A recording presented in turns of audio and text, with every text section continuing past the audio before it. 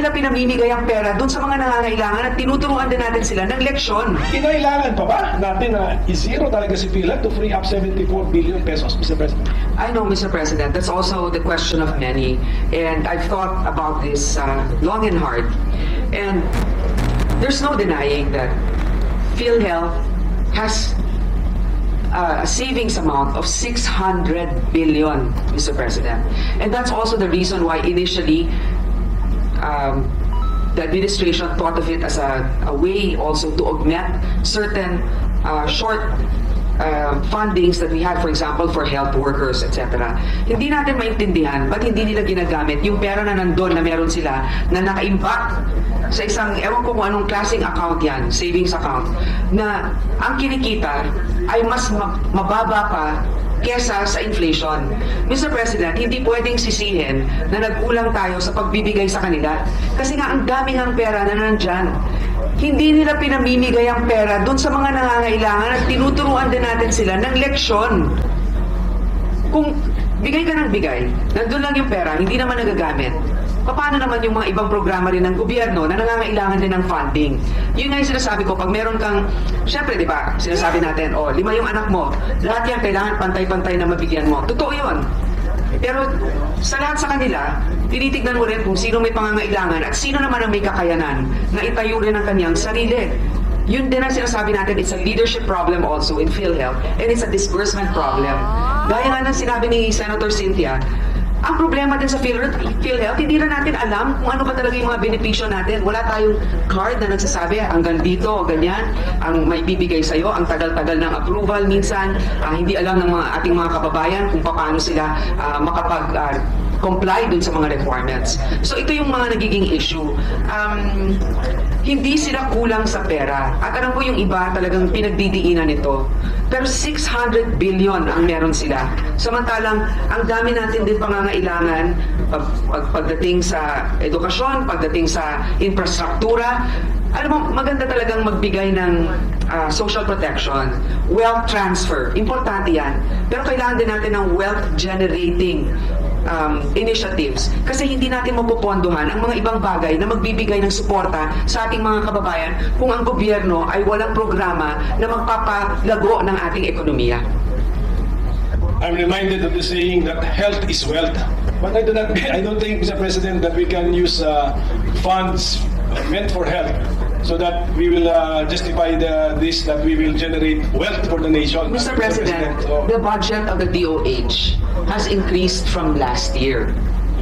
So it may not have been an item, for example, in particular for PhilHealth. Pero,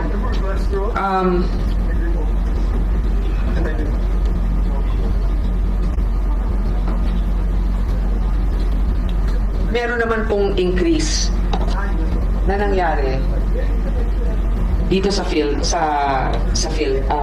DOH from 241 billion 602 in 2024, yung BICAM natin nasa 247,923. So we are, of course, health is wealth. That's very important.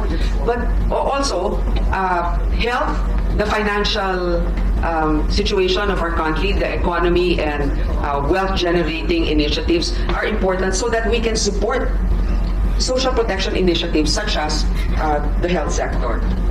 Kita natin na ang PhilHealth, yung subsidiya na ibinibigay ng gobyerno, na hindi man lang nila nagagamit. Okay? Ang PhilHealth ngayon, kung hindi ako nagkakamali, merong 600 billion na reserve funds. Nakadeposito lang yan sa ewan ko kung anong account nila nilalagay, but definitely kung anong kinikita niyan, mas maliit pa mas mababa pa sa inflation. So lugi pa yung gobyerno. So sa ngayon, ang PhilHealth ay hindi nabigyan ng budget sapagkat kailangan nilang gamitin muna yung kanilang reserve funds na kung nakikita ninyo, marami nang nagagalit dahil hindi nabibigyan ng tamang reimbursement. Hindi mabilis ang pagka-reimburse. Kung nakikita naman natin na ganun karami yung pera nila, kailangan gamitin nila yon dahil nasasayang lang. Anong ginagawa nung, ba't nila iniimbak lang doon, hindi nila ginagamit. So, doon sa mga sektor na talagang walang pondo, doon natin nilagay yung, yung mga sobra naman sa iba na alam natin hindi nila kailangan.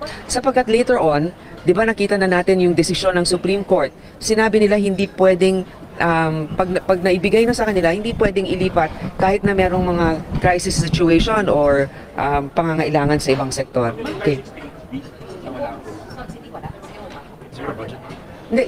Hindi naman sila zero kasi meron silang pang operating cost. Okay. So, yun yung sinasabi ko. Pero yung allotment na ibibigay sa kanila ngayon ay nilagay natin doon sa mga departamento na mas nangangailangan. Okay. Hindi na binigay.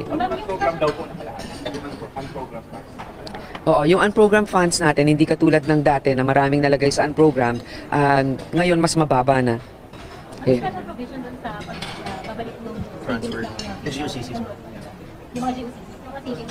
Hindi na, wala na. Hindi na natin nilagay kasi nga nagkaroon na ng desisyon ng Korte Suprema. Okay. Assurance po na yung AKP magagamit for the elections next year? Malinaw naman yung malinaw yung provision. Sa tingin ko mas mabuti nang kayo na mismo ang tumingin doon sa provision na ilalagay natin kasi hindi ko na mahirap na baka may maiwan ako na na dapat kong nasabi ukol dito. Okay.